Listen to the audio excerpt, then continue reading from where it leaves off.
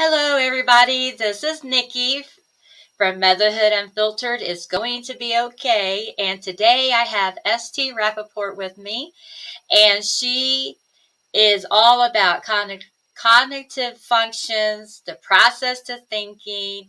How do you get started in the work that you do? How can you improve your work, your home life, and everything? So I am really excited to get in this with her. But before I bring her on, I just want to remind everybody, if you're listening to the podcast, please go to Spotify or Apple iTunes and rate and review the episode in the podcast. If you're watching this on YouTube, then please comment, like, and subscribe. Now, if you've already done those things, then please share this with someone, because sharing is caring, and I really appreciate it. So without further ado, here's ST. Hey, Nikki Oh. for having me. I am excited to be here speaking with you. Guys, I think you should do both of them. Subscribe and share this episode with someone, right? You might as well. Wow, she's getting me excited. I think I'll go do it again. Well, ST, tell us a little bit about your background and how you got into this whole, productivity, cognitive thinking, and how can it help us improve our lives?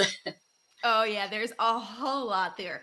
But let's just start with the productivity part so people understand what cognitive functions actually are.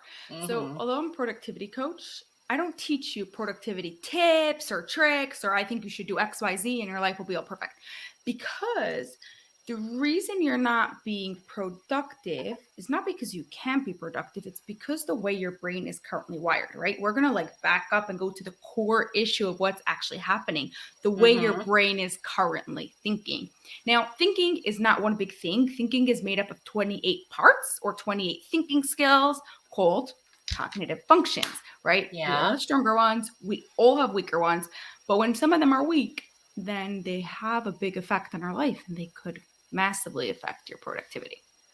Wow. So Okay. with that understanding, how I got into it. So when I was in 5th grade, I was still going to tutors for reading and things like that. And my parents were Mm-hmm. okay, there's 5th grade already, enough of that. Time to understand what's actually happening here, right? And so I started getting these sessions. They're called Forresting sessions. That's the method that I use, the Forresting method, which works on your cognitive functions. It works on the way your brain is thinking. And I was Yeah. oh my God, this is so cool. Not only is my reading becoming better, but because it's the center of the web, the center of all the actions that I'm doing, it's working on my core cognitive functions. And Mm-hmm. so many other areas of my life also got better, right? My confidence grew and school got better and just so many things. So I was this is cool. Wow. I have to get into it. And I started training in it as soon as I could. That's amazing. So when kids are like, Mom, I don't know how to do this, they could say, I wasn't born this way. Right. And it's not like that you can't do that. It's simply because you have to develop the skill, right? Just like you learn the skill to ride a bike, you learn Mm-hmm. these thinking skills and you could learn to do it. Some people are naturally better at it, but if you really want Mm-hmm. to develop it, you want to work on it.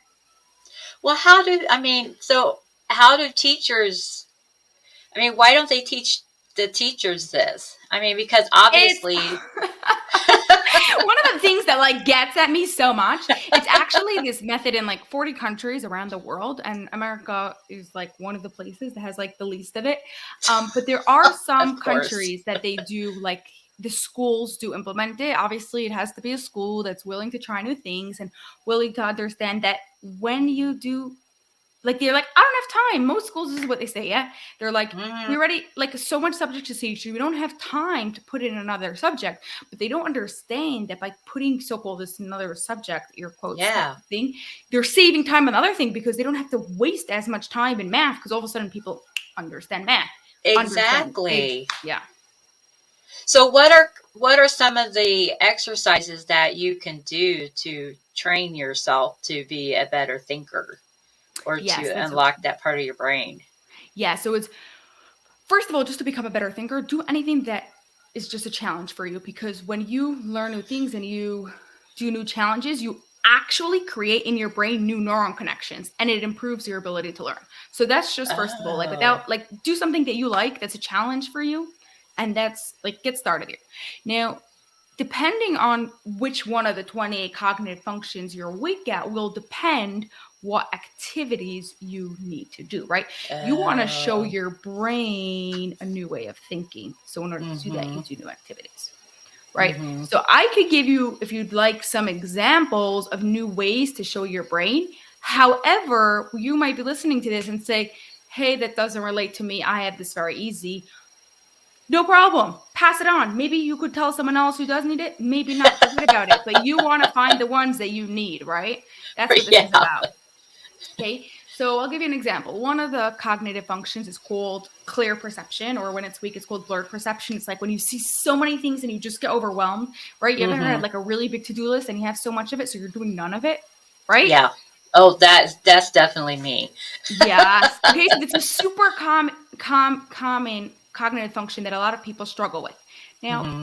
what you have to do is train your brain to see things in what's called clear perception in an organized way.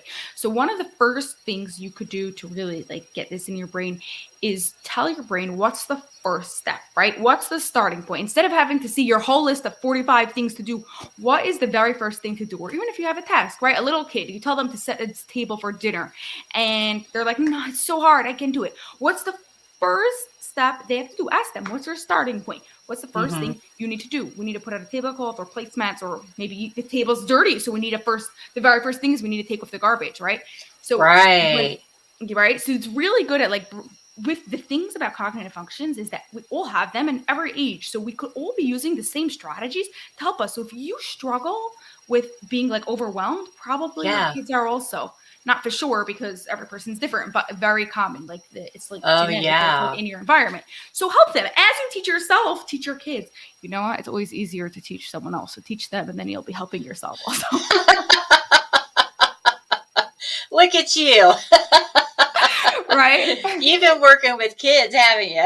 Oh, yes. In the beginning, when I started, I've been working with a lot of kids. Currently, I only work with adults because I've Mm-hmm. seen like a lot of people working with kids and like not enough with adults. But it's the same thing. Like I said, I've been doing it for a lot with the kids first. Another thing that's a really good one, and one of the cognitive functions is called systematic search. Do you ever like are late for a meeting and you're like running around or an appointment because you can't find your car keys or your kid's shoes or something? Yeah. Right? I just Again, thought it's because I was unorganized. okay, very good. You see, break where you just think, oh, because I'm organized and that's it. I'm just an unorganized person and I'll never be able to do these things. But rather, if we understand like what's behind it, why are we unorganized? What is Mm-hmm. causing me to be unorganized is one of those weak cognitive functions. So it may be because of systematic search. So when what you're happening is your brain is looking everywhere. It's very like stressed out. It's looking in the same place 3 times and not looking where actual keys are, right? So instead, you train your brain to look systematically. It creates a system. So let's say from top to bottom, left to right, and you literally go Oh. through everything in a system. Now, in the beginning, it feels like it's taking ages. Oh my God, like, why do I have to open up every single drawer and look behind every single thing, right? I used to hate it when I learned about this back in 5th grade. But now my brain does it automatically and it saves me so much time because, like, obviously, that's what you're going to do. That's how you're going to find it. You know what it does to Yeah. your brain, systematic search? 2 things. One is you don't look in the same place 3 times and don't look where it is. That's first of all. You're looking in every Yeah. place, one, and you know you looked there, so you don't have to look it again because it has a system. So you know that you looked there. And two, because your brain has a system, it now calms down and could actually Wow. find it. Yeah. Oh my goodness, ST, this is amazing. I mean, like, so I'm guilty of, I'm going to place this object here because I will remember this is where I put it because it's a great place for it. And then I never ever find it again.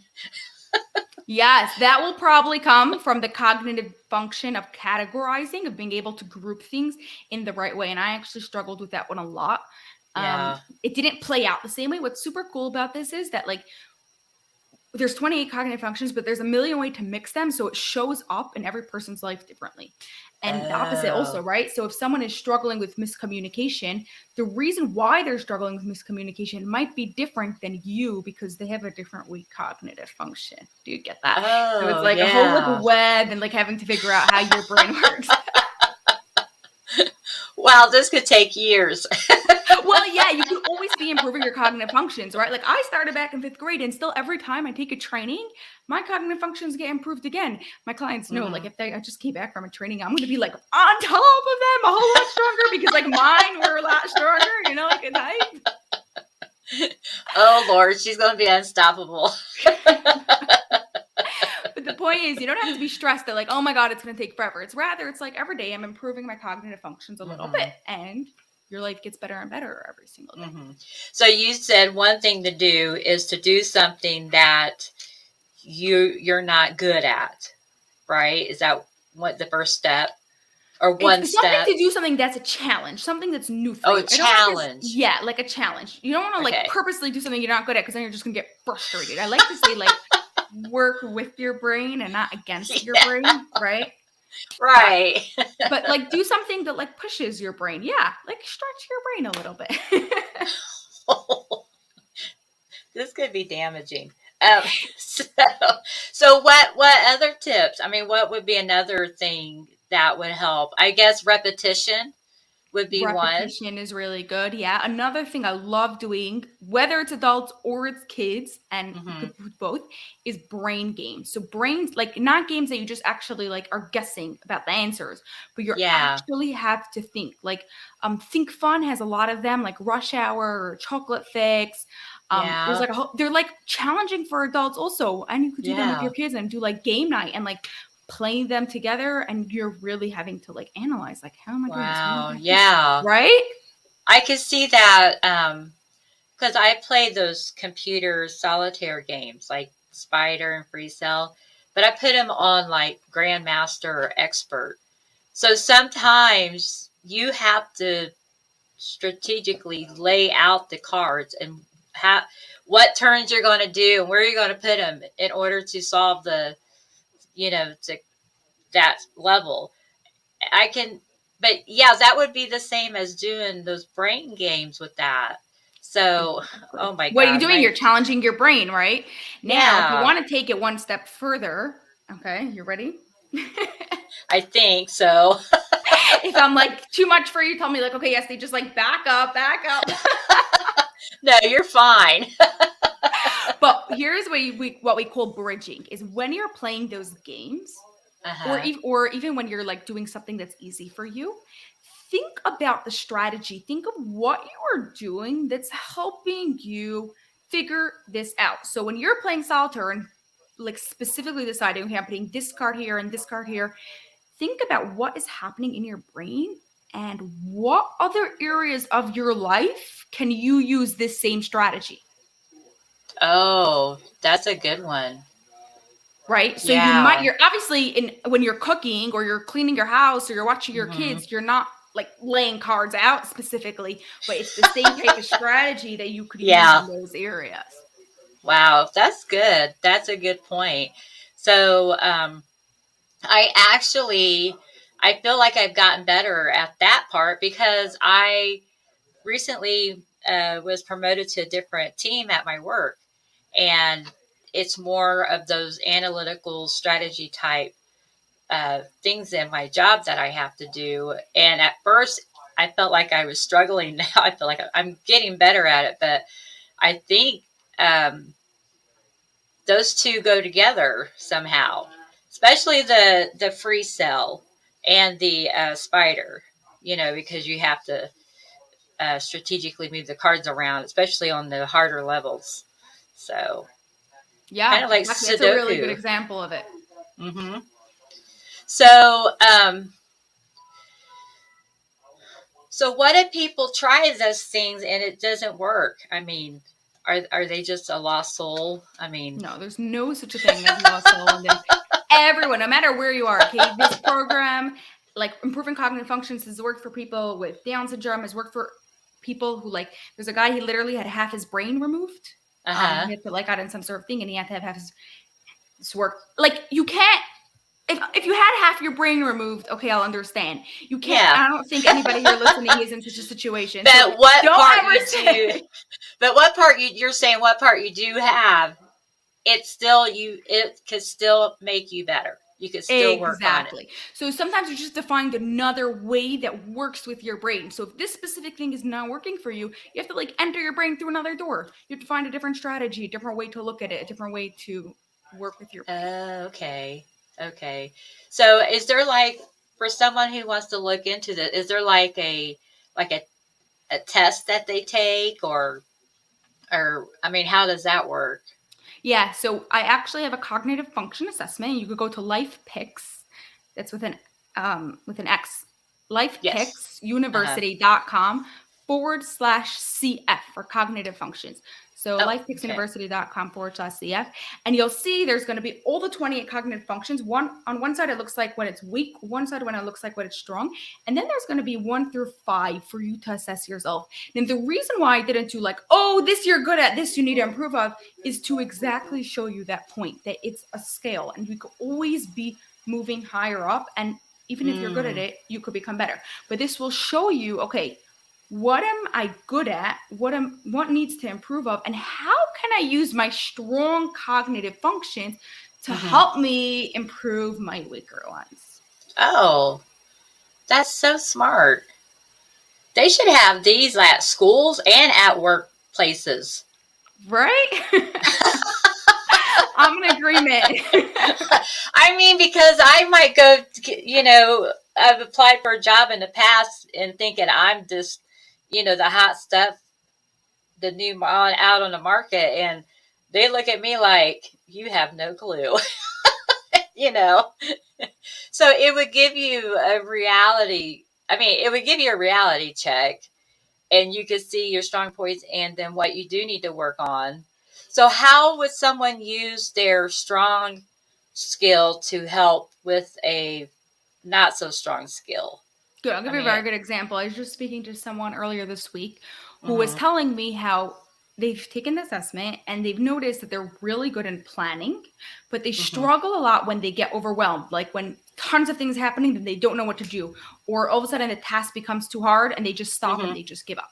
So what Yeah. we discussed was if they could use their ability to plan by Mm-hmm. planning out to do one tiny step every day for the next week. So they're really good at Oh. planning and they could do that. And then instead of having to be overwhelmed by doing the whole thing, they're Mm-hmm. using they feel good about planning because they know how to plan and they know how to follow a plan. So they can do that. Mm-hmm. Now you might have the opposite or you might have something else, but you just have to get creative. And how Mm. can I mix this together with that?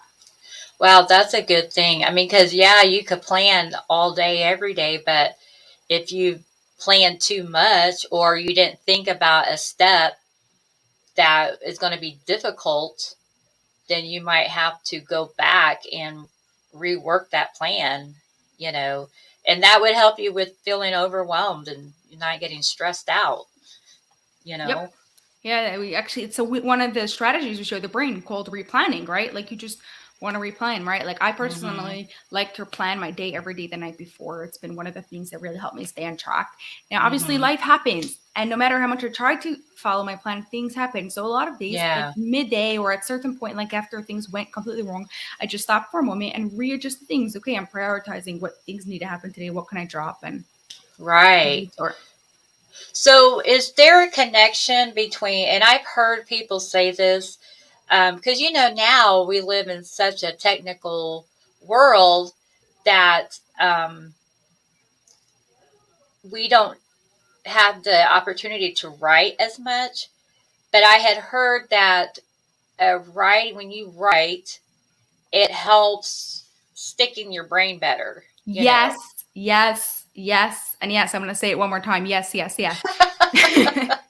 I love like different people work different ways. Some people like using the tech more, but it's very helpful for to write when you could, right? So like if you could journal, Mm-hmm. even just like journaling your thoughts, it Mm-hmm. helps with your brain. If you want to remember something, you're taking a course or you're learning something, write the Mm-hmm. notes down with a piece of paper instead of on your notes. Like I like to suggest people who struggle with time to teach your brain the concept of time by having a big calendar on your wall, not in your phone. Rather, it's on your wall, on top of your desk, or in your kitchen, somewhere where you see often, and write down what's happening. So first of all, it's going in your brain better, but also your brain sees like, okay, this is the month ahead. I have 3 weeks until this event.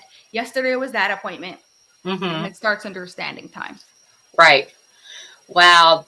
I'm glad I asked that question because I had been struggling with remembering things, and I would set an alarm on my phone. I would have it pop up on my calendar, and subconsciously I would shut that off, and then I would forget. So I went back to writing things down because I thought, you know what, maybe I'm just getting too old, but no, but it's real. It's like because of the way I don't know that like I can't prove it to you with actual science, but like I know from like being in here, like I know enough research was done on it. So yeah, I wanted to look it up, but I ran out of time. But I was like, I'm gonna look that up so I can talk to her about that.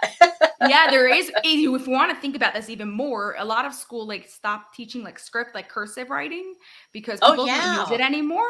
But do you know that you want to learn it simply because it connects? You have to like make the loops and go from one letter to the next.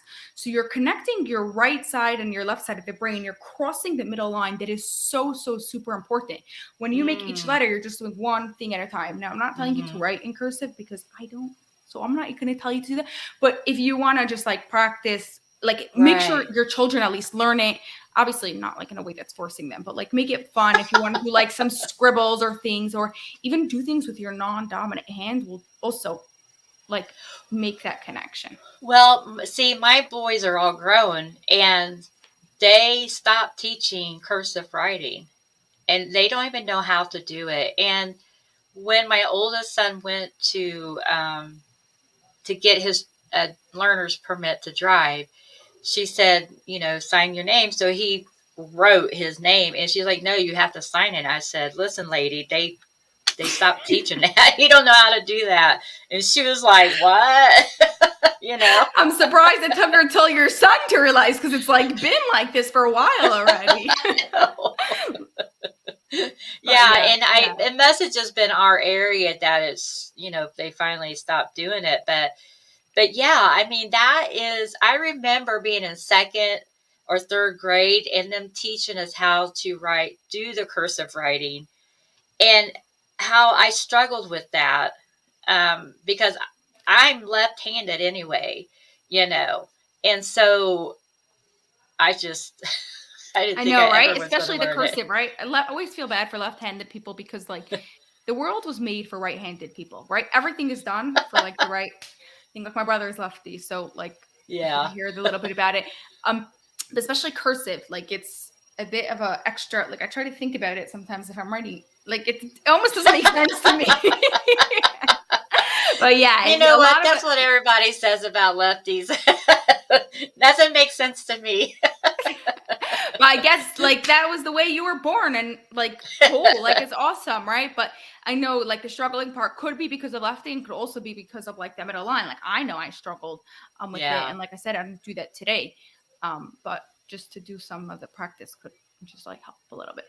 Right. So I would be someone who would need to use their right hand to try and do some things. Now, as I've gotten older, I can use my right hand for different things, but I just realized my cousin was left-handed, and his dad refused to let him write with his left hand, and made him write with his right hand. So, but today he can use both hands to write, and because he wasn't going to let that keep him down, Yeah. Yeah, there has been for quite some time in history where people were like literally like punished really badly. For like you would tie kids' hands to kids' desks and things like. So no. Yeah.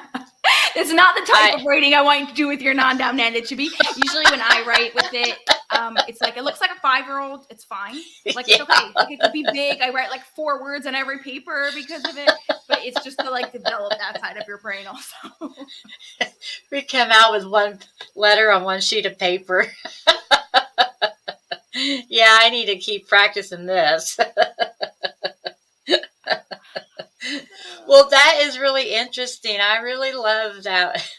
I forgot how much fun I had talking to you when we did our prep video or interview. But I, so, so, so you have the little cognitive functions test, um, and then so someone would just have to work on doing something challenging and to increase those skills.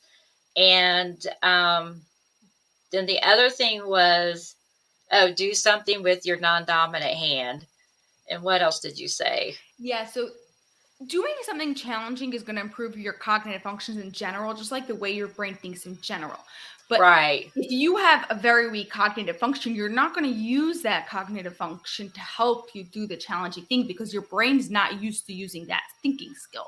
Right. So after you take the assessment, you want to like identify one or two cognitive functions that you're going to be super conscious about and Mm-hmm.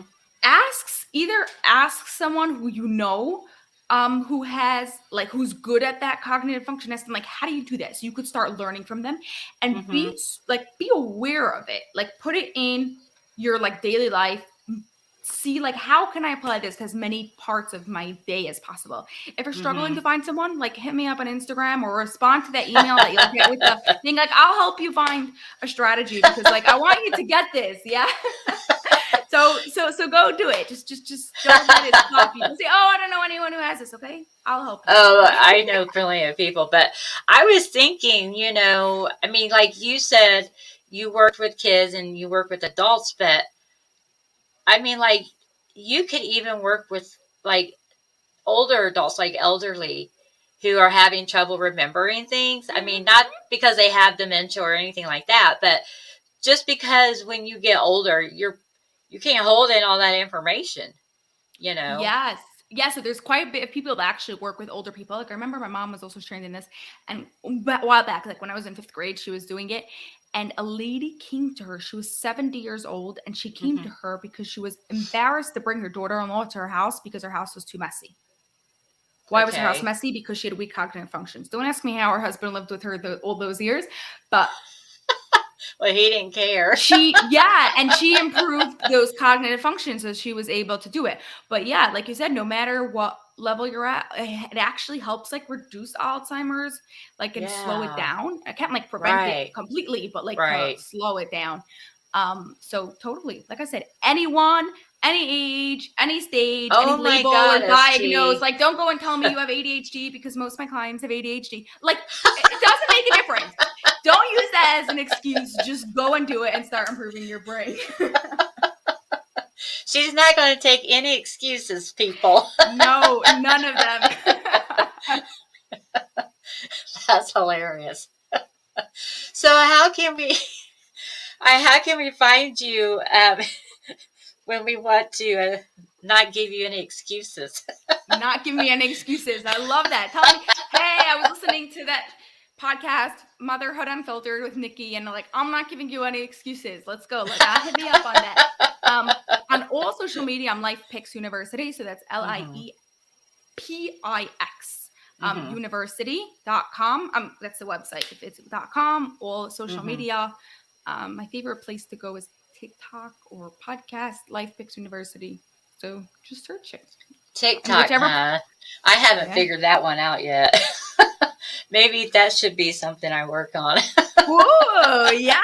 Oh my goodness, you will love it. Okay. And you don't have to do dances because I don't do dances. So My mom loves it. She retired and she got on there, and the first month she was in retirement, she blew our phones up with TikToks. yeah, Mother. it's a great app and you can learn tons of things from it. Plus, like we said, it's going to Well, challenge your brain to learn yeah. something new.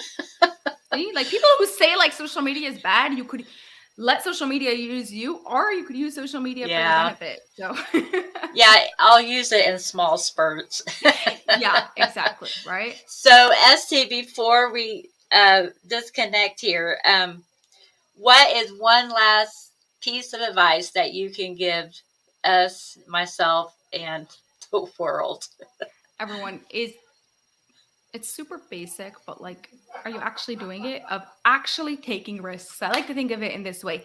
If you take a risk, either it's going to work out, amazing. If not, Yeah. worst case, it was a learning experience. Okay, as long as you don't do something Right. that you like actually die from, but like go and Yeah. try it. Nothing's gonna happen, even if you like lost money or time or whatever. It was you paid for the experience of learning about it. So take the risk, and maybe just some awesome things will I happen mean, from it. even if you fail, you still learn something. Exactly. That's exactly how you look at it. It's like only good could happen from this because either it's going to work out or I learned from it. So, Well, thank you so much, Esty, and I hope that we can meet up again to chit chat.